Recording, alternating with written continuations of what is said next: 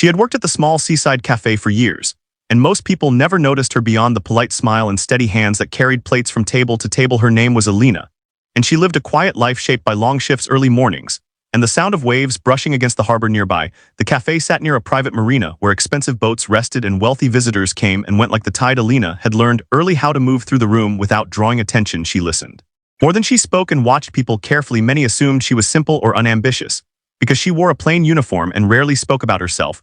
What none of them knew was that music had once filled every corner of her life. When Alina was a child, her mother cleaned houses for families who owned pianos. Sometimes, while waiting, she would let Alina sit on the bench and press the keys. Those moments shaped her childhood more than school or toys. A retired concert pianist once lived in one of those houses and noticed how naturally Alina moved her fingers. He began teaching her quietly without payment, saying music was meant to be passed on, not sold. For years, Alina practiced on old pianos after hours, memorizing pieces by heart. She learned discipline, patience, and humility through music. But life had its own direction. Her mother fell ill when Alina was young and money became tight. Music lessons stopped, and Alina took work wherever she could. By the time she was grown, the piano had become a private memory, something she carried inside rather than shared. She never spoke about it because it belonged to a part of her life that felt distant and fragile. Instead, she focused on surviving, building a routine, and keeping her world stable. On one warm afternoon, the cafe was busier than usual. A group of guests arrived wearing tailored clothes and confident expressions. At the center of them was a man named Victor Hale, a well-known entrepreneur who owned several luxury resorts. He had the presence of someone used to attention and challenge. His voice carried easily across the room, and laughter followed him wherever he went. Victor enjoyed testing people, not out of cruelty, but from a belief that pressure revealed truth. The cafe manager rushed to accommodate the group. Alina took their order quietly, placing cups and menus with care. Victor noticed her calm movements and the way she avoided eye contact. He made a passing comment about how invisible good service often was. Alina nodded politely and continued her work. Outside the cafe stood an old upright piano placed there years earlier for tourists to play most days. It sat unused, slightly out of tune, exposed to salt air. Victor spotted it while waiting for his coffee and smiled. He had grown up around music and enjoyed talent. When he saw it on a whim, he suggested someone from the cafe play, something the staff laughed it off, saying no one there could play. Victor looked at Alina again, noticing something different in her stillness.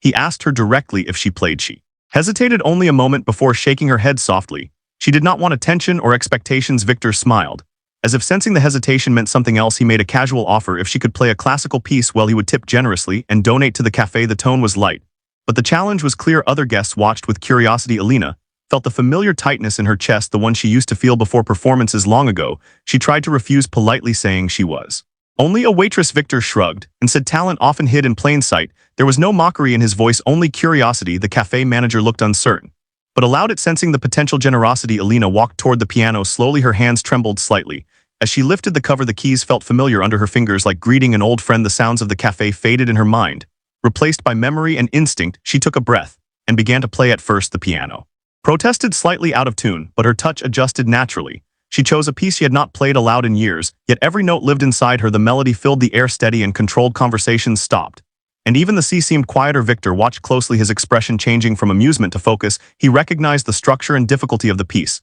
This was not something learned casually. Alina played with restraint, letting the music speak without exaggeration. Each phrase carried intention and clarity. As she continued, her posture shifted from cautious to confident. Her hands moved effortlessly across the keys. The imperfections of the instrument did not matter. What mattered was the emotion carried through each note. When she finished, there was silence, not the awkward kind, but the respectful kind that follows something real. Victor stood slowly and clapped once, then again. Others followed. Alina stepped back, feeling exposed yet strangely relieved. She closed the piano gently and returned to her work. Victor thanked her sincerely and asked her name for the first time. She met his eyes and told him something had changed, though neither of them knew how yet. This moment was only the beginning. The days after the cafe performance passed quietly on the surface, yet something restless had awakened inside Alina. She returned to her routine, serving tables, wiping counters, and watching the harbor boats come and go. But the memory of the piano followed her like a low, steady sound. Her hands felt different, as if they were waiting for something more than plates and cups. Victor did not forget the moment either. For a man surrounded by excess and noise, the simplicity of her playing stayed with him. He had heard orchestras in grand halls and private recitals in luxurious homes, yet there was honesty in her music that cut through all of that. It reminded him of why he had once loved music before business took over his life. A few days later, Victor returned alone. The cafe was quieter, and the afternoon light spilled softly through the windows. Alina recognized him immediately, though she tried not to show it. She served his coffee as usual, and he thanked her by name. That alone surprised her, since most customers never remembered. He asked her if she had played again since that day. She answered truthfully that she had not. She explained that music was something from her past, not her present. Victor listened without interrupting. He had learned in business that listening revealed more than speaking. He told her he owned a private piano studio in the city. He said it was rarely used, and that it deserved to be played. There was no demand in his voice, only an offer. Alina felt a wave of hesitation mixed with longing. She had built her life around keeping expectations low. Accepting an invitation like this felt dangerous. She thanked him, but said she was busy with work and family. Victor nodded and left his card on the table. He said, if she ever changed her mind, the door was open. He paid, and left without pressing further. That evening, Alina walked home slower than usual. She held the card in her pocket like a secret. Memories surfaced of her old teacher, the quiet hours of practice, and the feeling of purpose music once gave her. She wondered if she had buried that part of herself too deeply at home. She sat by the window listening to the distant sound of waves. She thought about her mother, who had always believed in her talent even when life became hard. Her mother had passed years ago, but her voice still lived in Alina's mind. It told her not to be afraid of who she was. The next morning, Alina woke with a decision forming quietly inside her. She called the number on the card with shaking hands. Victor answered himself and sounded genuinely pleased. They agreed on a time later that week. The studio was located in a restored building overlooking the city. When Alina arrived, she felt out of place among the polished floors and tall windows. Victor greeted her respectfully and led her inside. At the center of the room stood a grand piano, its surface reflecting light like still water. Alina approached it slowly. This instrument was nothing like the worn, upright piano by the cafe. She lifted the lid and touched the keys. The sound was rich and responsive, even to the lightest touch. For a moment, she could not speak. Victor suggested she play whatever she wished. There was no audience, no pressure, only space. Alina sat and let her hands rest on the keys. She began with simple scales, then moved into a piece she had once practiced endlessly. The music filled the room and wrapped around her. She felt something unlock inside her chest. When she finished, she realized tears were on her face. Victor stood at a respectful distance. He told her she had something rare, not just skill, but truth. He asked why she had stopped. Alina told him about responsibility, loss, and fear. She explained how music had felt like a luxury she could no longer afford. Victor understood more than she expected. He spoke of his own sacrifices and the parts of himself he had set aside to succeed. He made her an offer. He wanted to sponsor her return to music training, not as an investment or publicity, but because talent like hers deserved a chance. Alina was overwhelmed. She did not answer immediately. Over the following days, Alina struggled with doubt. Accepting help felt like admitting weakness. She worried about failing, about disappointing someone who believed in her. Yet each time she passed the cafe piano, she felt a pull she could no longer ignore. She agreed to try. They set a schedule that allowed her to keep working while practicing regularly. Victor arranged lessons with a respected instructor who treated Alina as a serious musician, not a novelty. The first lessons were humbling. Years away from formal training showed in her technique, yet her musicality remained strong. Her instructor was impressed by her natural phrasing and emotional control. Alina practiced late into the night. After long shifts, her fingers ached and her body tired, but her spirit felt alive. Music slowly reclaimed space in her life. Victor attended one session, quietly observing. He saw her discipline and determination. He realized this journey was about more than a single performance. It was about reclaiming identity. Word began to spread quietly within musical circles. A waitress with extraordinary talent returning after years away. Some were skeptical, others curious. Alina remained focused on the work. She did not seek attention. She only wanted to be honest in her playing. One evening after practice, Victor mentioned an upcoming private event, a gathering of musicians, patrons, and critics. He suggested Alina might be ready to play one piece. The idea terrified her. She asked for time to think. That night she barely slept. Fear and excitement tangled together. She knew this could change everything. This was no longer just a challenge, it was a turning point. The days leading up to the private event moved slowly for Alina, yet her inner world felt like it was racing forward. Each morning she woke before sunrise and practiced quietly, letting the city sleep while her fingers learned strength again. She went to the cafe afterward, tying her apron and stepping back into the role everyone expected from her. Customers spoke to her casually, unaware of the weight she carried inside. Only Victor and her instructor knew how much was changing. Her instructor pushed her harder, now focusing on control, balance, and endurance. They chose a classical piece that demanded precision and emotional restraint. It was not meant to impress easily, but to reveal depth. Alina struggled at first because the piece required patience rather than force. She had to relearn how to trust silence and space within the music. Even without an audience, the pressure felt real. Victor watched her growth quietly. He did not interfere or direct her path. He simply ensured she had time, resources, and peace. For the first time in years, Alina felt supported without being controlled. That balance mattered more than she could explain. Rumors began to surface. Some staff members whispered about her visits to the city and her connection to Victor. A few joked lightly, others looked at her with curiosity. Alina kept her head down, focusing on her work. She did not want attention before she understood what this new chapter truly meant. The night before the event, she returned to the empty cafe. After closing, the old upright piano waited outside under the dim lights. She sat down and played softly, letting the familiar setting ground her. The instrument responded imperfectly yet lovingly. She remembered who she had been before. Fear narrowed her world. She promised herself she would play honestly no matter what happened next. The event was held in a private hall, designed for acoustics rather than luxury. The audience was small but knowledgeable. Many had spent their lives around music and success.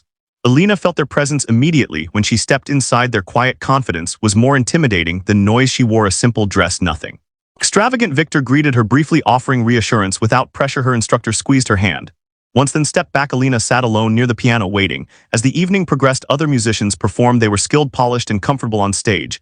Alina listened carefully, not to compare, but to understand the space she was entering. She reminded herself that she did not need to prove anything except her truth. When her turn came, she walked to the piano steadily. Her heart beat loudly, but her hands felt calm. She adjusted the bench and rested her fingers on the keys. The room grew quiet. She began slowly letting the opening notes breathe. Her touch was deliberate, controlled, and clear. She remembered her teacher from childhood reminding her that music was conversation, not competition. As the piece unfolded, she allowed herself to feel without exaggeration. She did not rush or perform for approval. The audience leaned in almost unconsciously. They recognized discipline and sincerity. This was not a novelty or a trick. This was a musician reclaiming her voice. Victor watched from the back, his expression unreadable. He knew at that moment that whatever happened next would be shaped by her choices, not his influence. When the final note faded, there was a pause filled with understanding rather than shock. Applause followed, warm and respectful. Alina stood slowly, bowing once before stepping away. She felt lighter than she had in years. Afterwards, several guests approached her, offering quiet praise and questions. Some asked about her background, others about her future plans. Alina answered honestly, without embellishment. She spoke of returning to music after years away. That truth resonated deeply. One older patron, a woman with decades of experience in music circles, looked at Alina carefully. She said talent could survive silence, but courage was required to return. Her words stayed with Alina long after the evening ended. Later, Victor and Alina spoke privately. He congratulated her but did not celebrate excessively. He asked how she felt. Alina said she felt awake. That single word captured everything, yet not everyone was impressed. Whispers of skepticism circulated quietly. Some questioned whether her story was being exaggerated. Others wondered if Victor was shaping a narrative for his own satisfaction. Alina sensed this tension, but chose not to engage. The following weeks brought new opportunities. Invitations to small performances, interviews, and auditions appeared. Each choice required thought. She did not want to be rushed or reshaped. At the cafe, her coworkers treated her differently now. Some were proud, others distant. The manager asked if she planned to leave. Alina said she did not know. That uncertainty felt honest. One evening, after a long rehearsal, Alina sat alone, reflecting on how quickly life could shift. She understood now that the challenge from a stranger had opened a door she had kept closed herself. The real test was not the music, but the courage to keep walking forward. This journey was no longer about proving worth. It was about choosing identity. The attention that followed the private event changed the rhythm of Alina's days in ways she did not fully expect. Her mornings now began with practice instead of hesitation.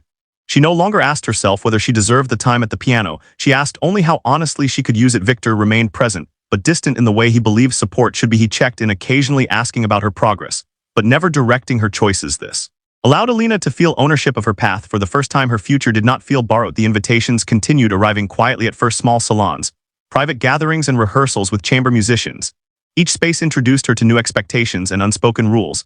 Alina listened carefully and observed before speaking. She understood that skill alone was not enough. In these rooms, people watched character as closely as talent. Some musicians welcomed her warmly, recognizing the behind her playing. Others kept their distance, uncertain of her background. She did not blame them. She herself was still learning where she belonged. At the cafe, the contrast between her two worlds became sharper. One moment, she was discussing phrasing and tempo. The next, she was refilling cups and clearing tables. The shift was exhausting, but grounding. It reminded her where she came from and kept her expectations realistic. One afternoon, a regular customer asked if she was the pianist they had heard about. Alina smiled politely and changed the subject. She did not want her work identity to become a performance. That balance mattered to her more than recognition. Her instructor noticed changes in her playing. There was more confidence now, not louder, but steadier. Her hands no longer hesitated. Her breathing aligned naturally with the music. These were signs of a musician who trusted herself. They began preparing a new piece, one that demanded endurance and emotional restraint. It was a work often performed by seasoned professionals. Choosing it was a risk. Alina accepted that risk quietly. As she practiced, she confronted memories she had buried. Moments of loss, responsibility, and fear surfaced unexpectedly. Instead of pushing them away, she allowed them into the music. This gave her playing depth that could not be taught. Victor attended one rehearsal unexpectedly. He sat silently listening without interrupting. When she finished, he did not praise or critique. He simply said the piece suited her because it required patience. Alina understood what he meant. Not all responses were positive. An online article mentioned her story with subtle skepticism. It questioned whether her rise was being shaped by wealth rather than merit. Alina read it once and then closed it. She knew arguments would not clarify her truth. Still, the doubt lingered quietly. Late at night, she sometimes wondered whether she was being tested rather than welcomed, whether one mistake could erase the fragile respect she was building. During one rehearsal, a difficult passage overwhelmed her. Her fingers stumbled and frustration surfaced. She stopped abruptly and stood up for a moment. The room felt too small. Her instructor waited calmly and reminded her that mastery included failure, that returning after silence required patience with oneself. Those words settled her. She sat again and continued. A new opportunity emerged unexpectedly. A regional classical competition announced a late opening. The event was known for its rigorous standards and impartial judging. Victor mentioned it once without pressure. Alina did not respond immediately. The idea of competing stirred complex emotions. She had avoided comparison for so long, yet She understood that some doors required measured risk. After days of reflection, she decided to apply not to win, but to stand on equal ground. Submitting her application felt heavier than performing it was a declaration of seriousness. Preparation intensified, her scheduled tightened, sleep became low. Yet beneath the fatigue was clarity. She knew why she was doing this. At the cafe, she reduced her hours slightly. The manager supported her quietly. Some coworkers were surprised, others relieved. Alina thanked them sincerely. She knew these relationships mattered beyond convenience. As the competition date approached, Alina felt a calm determination replace anxiety. She was no longer playing to prove a story, she was playing because this was who she was. The challenge that began as a moment of curiosity had transformed into commitment, and commitment required courage every single day. As the competition approached, Alina felt time stretch and compress at the same time. Each day carried weight and meaning. She structured her hours carefully, balancing practice, rest, and work. Her body felt the strain, but her mind remained focused. The piece she selected demanded emotional maturity more than speed.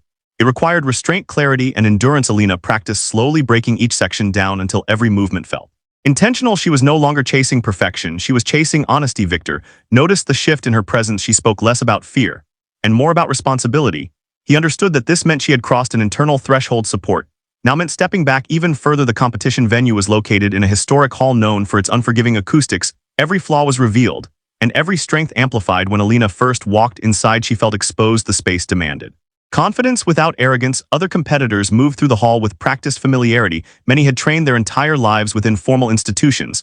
Some glanced at Alina with curiosity, others with polite distance. She did not take it personally. During registration, she overheard quiet conversations. Names of conservatories, teachers, and awards floated through the air. Alina felt the difference in background sharply, yet she also felt grounded by it. Her instructor met her briefly before rehearsal. He reminded her that she belonged there because she had earned the right to be present. Those words steadied her more than any technical advice. The rehearsal room was cold and quiet. Alina sat at the piano and allowed herself to adjust slowly. She tested the keys, listened to the resonance, and adapted her touch. Years of playing on imperfect instruments had trained her well. As she played fragments of the piece, she focused on balance, not forcing sound, but shaping it. The hall responded with clarity. She felt calm, measured way. That evening, she returned home and rested. She did not overpractice. She trusted the work she had done. On the day of her performance, Alina woke before sunrise. She ate lightly and stretched her hands carefully. She dressed simply, choosing comfort over appearance. At the venue, she waited in a quiet corner, listening to distant music. Each performance carried tension and release. She observed without judgment. When her turn arrived, she walked to the stage with steady steps. Her heart beat strong. Evenly, she sat, adjusted the bench, and placed her hands on the keys. The first notes emerged with clarity. She allowed the music to unfold naturally, her breathing aligned with the phrasing. She was present in every moment. The audience listened closely. The hall held the sound with precision. Alina did not push or rush. She trusted the space. Midway through the piece, a familiar memory surfaced, her mother sitting quietly nearby, listening with pride. Instead of distracting her, it grounded her. She played with deeper intention. As the final section approached, she felt a quiet certainty. Whatever the outcome, she had spoken honestly through the music. The last note faded into silence. Alina remained still for a brief moment. Then she stood and bowed simply. Applause followed, measured and respectful. She stepped off the stage, feeling a release she had not anticipated. Her hands trembled slightly, but her mind felt clear afterward. She waited quietly, avoiding speculation. Other competitors spoke nervously. Alina chose silence. When the results were announced later that evening, she listened carefully. Her name was called among those advancing. She felt surprise followed by gratitude. Victor met her outside afterward. He congratulated her without exaggeration. He said her strength was consistency, not spectacle. She understood that deeply advancing meant new expectations, more eyes, more scrutiny, and less room for error. Alina accepted this calmly. In the days that followed, she returned to focused practice.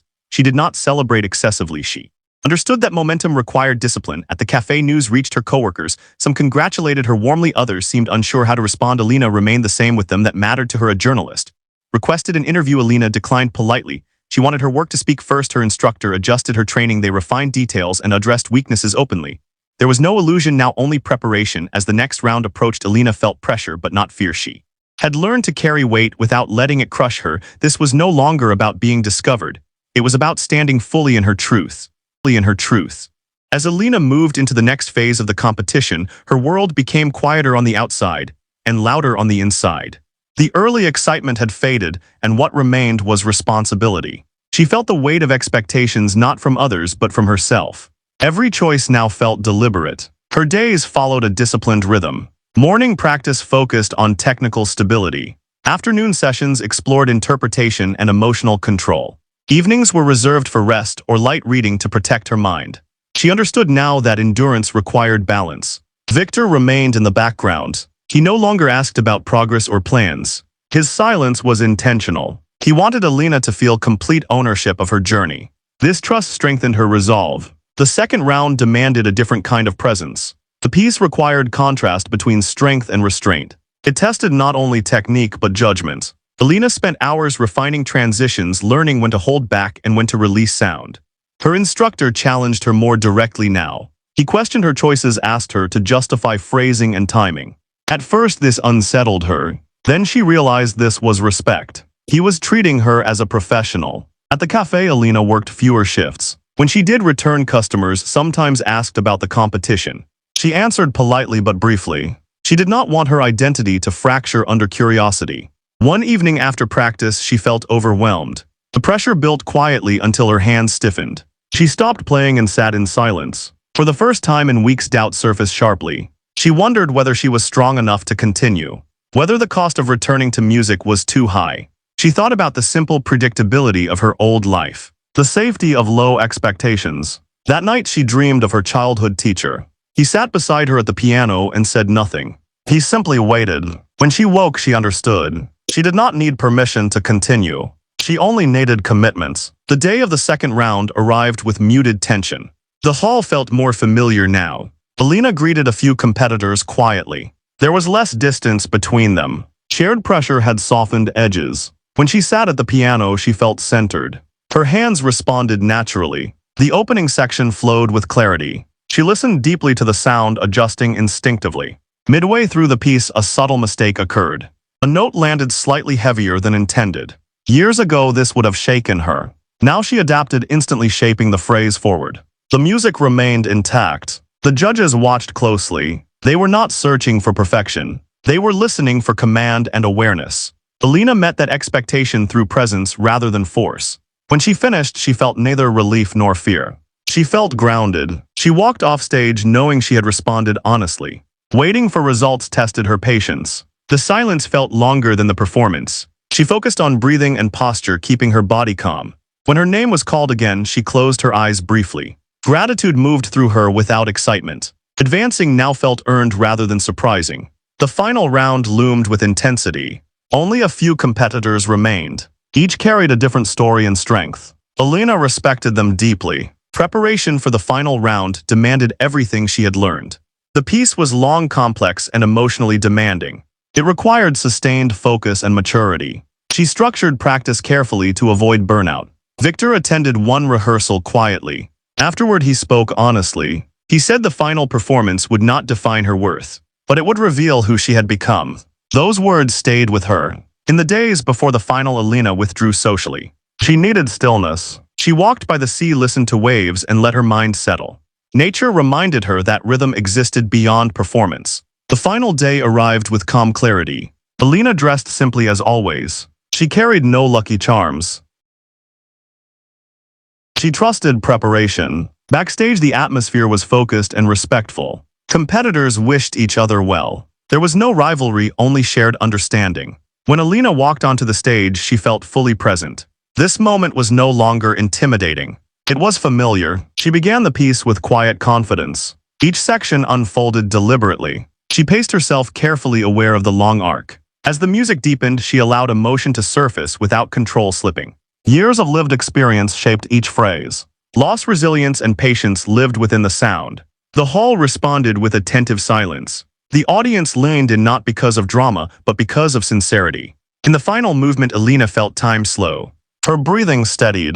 Her hands moved with certainty. She knew she was giving everything she had. When the final note ended, she remained still. The silence held meaning. Then applause rose, gradually warm and genuine. Alina bowed once and stepped away. She did not look toward the judges. She did not search for Victor. She felt complete. After the final performance, the hall slowly emptied, yet Alina remained seated backstage for a long time.